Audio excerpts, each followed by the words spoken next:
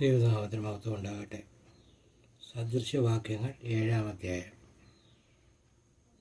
മകനെ, എൻ്റെ വചനങ്ങളെ പ്രമാണിച്ച് എൻ്റെ കൽപ്പനകളെ നിൻ്റെ ഉള്ളിൽ സംഗ്രഹിച്ചു കൊള്ളുക.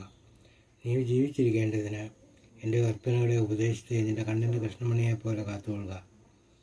നിൻ്റെ വിരലിന്മേൽ അവയെ കെട്ടുക, ഹൃദയത്തിൻ്റെ പലകയിൽ എഴുതുക. ജ്ഞാനത്തോട് നീ എൻ്റെ സഹോദരി എന്ന് പറയുക, വിവേകത്തിന് സഹി എന്ന് പേർ വിളിക്കുക.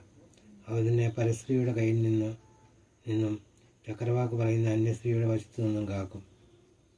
ഞാൻ എൻ്റെ വീട്ടിൻ്റെ കിടുവാതുക്കൽ അഴിക്കിടയിൽ കൂടി നോക്കിക്കൊണ്ടിരിക്കുമ്പോൾ ഭോഷന്മാരുടെ ഇടയിൽ ഒരുത്തനെ കണ്ടു. യൗവനക്കാരുടെ കൂട്ടത്തിൽ ബുദ്ധിഹീനനായ ഒരു യുവാവിനെ കണ്ടറിഞ്ഞു. അവൻ വൈകുന്നേരം സന്ധ്യാസമയത്ത് ഇരുട്ടും അന്ധകാരമുള്ള ഒരു രാത്രിയിൽ അവളുടെ വീട്ടിന് കോണിനരികെ വീതിയിൽ കൂടി കടന്നു അവളുടെ വീട്ടിലേക്കുള്ള വഴിയെ നടന്നു ചെല്ലുന്നു.